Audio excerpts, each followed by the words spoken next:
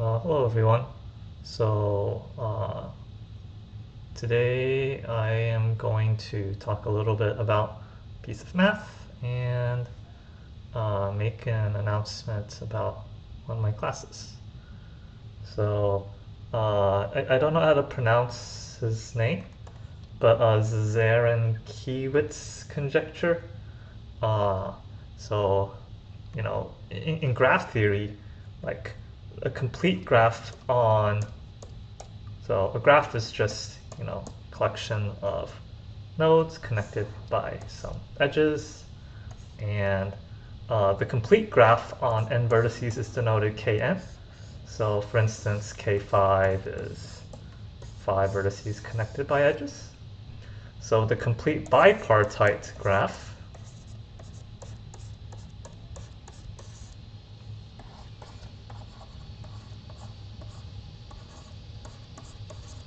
is KMN.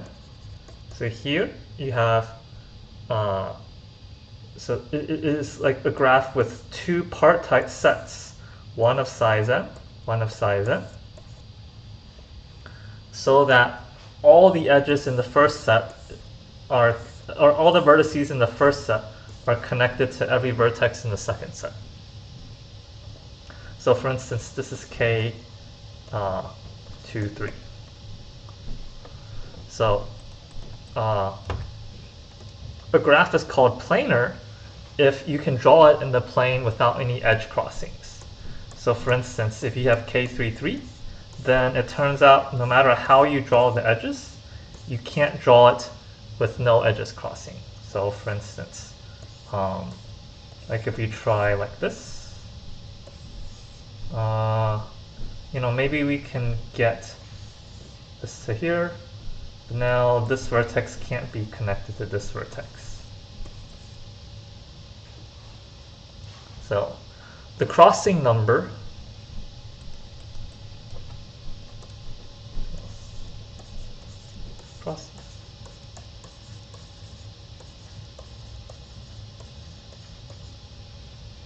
of a graph is the least number of edge crossings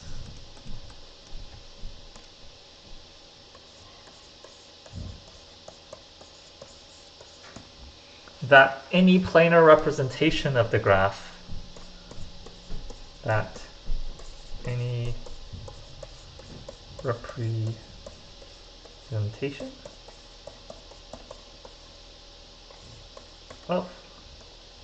of G can have.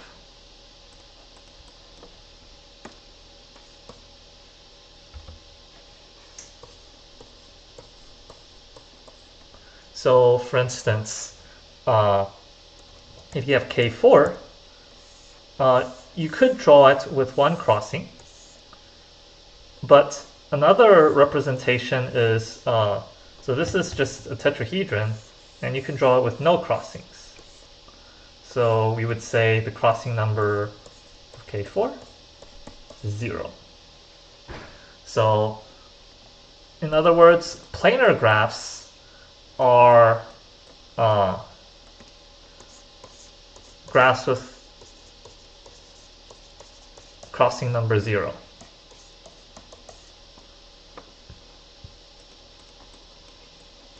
So I'll denote crossing number by CR. So, like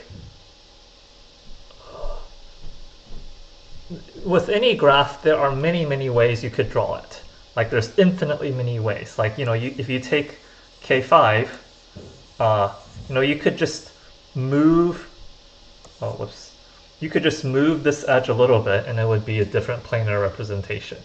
You could move it a little bit more and that would be a different planar representation while keeping all the edges the same, all the other edges the same. So yeah, with any graph you can represent it in the plane in infinitely many ways.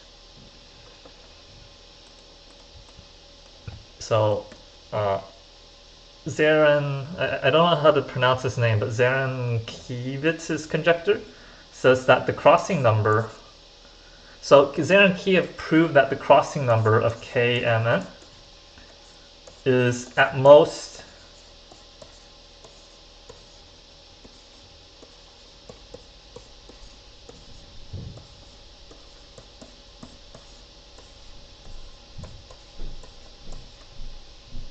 here. So this is an upper bound on the crossing number. So let's just see, right? When m is 2 and n is 3, then this says that the crossing number should be 2 over 2, 1 over 2. Oh, but, 3 over 2, 2 over 2. But this is just, this is 0, so the crossing number is 0. And indeed, we can draw K22 with 0 crossings. Like, if we put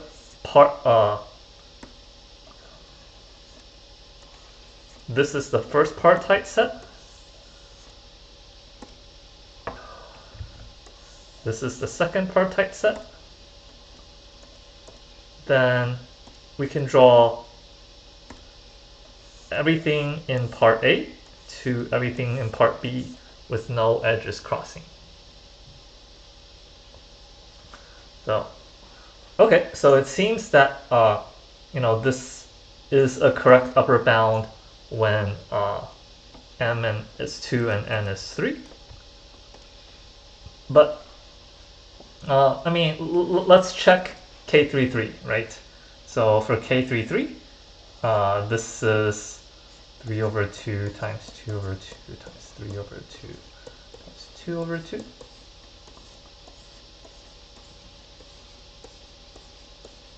Equals, well, 1. And,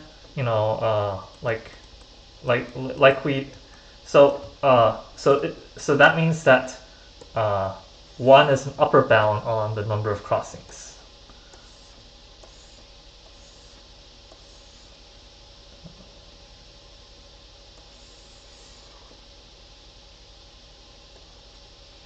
So we still need to cross that.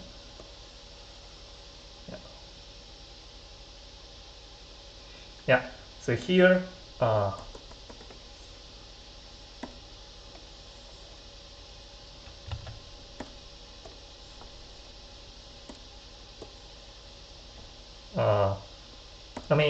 this isn't a proof, but in this particular drawing that I've drawn, this vertex can't be connected to this vertex without any edges crossing. So there is, in fact, a representation of this graph with crossing number 1, but we haven't proven that it can't be 0.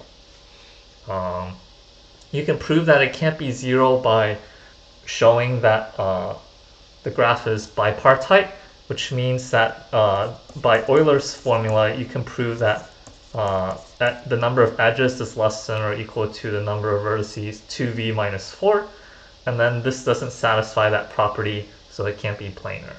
And the proof of this just relies on the fact that every cycle in a bipartite graph has even length in Euler's formula. So, okay. So yeah.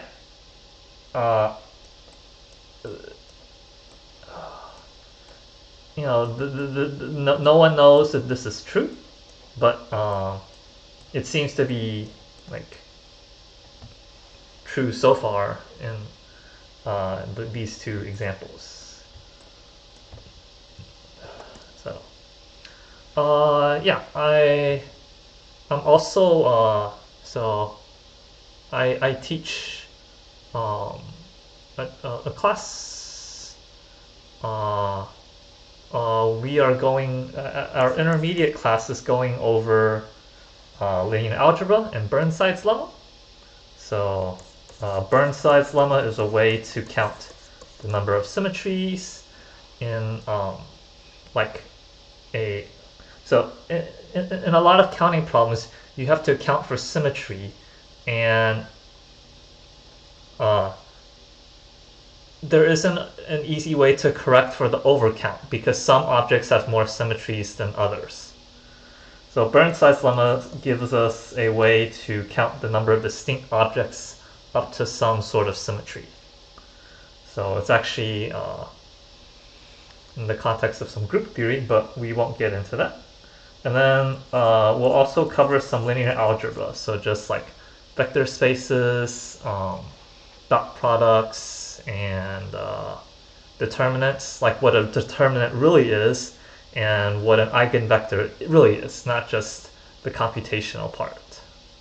So yeah, if you're interested in joining our intermediate class, feel free to let me know. You can just email me. I'll leave a link to my email in the video description if you want to join our class. Yeah, and if you're interested in doing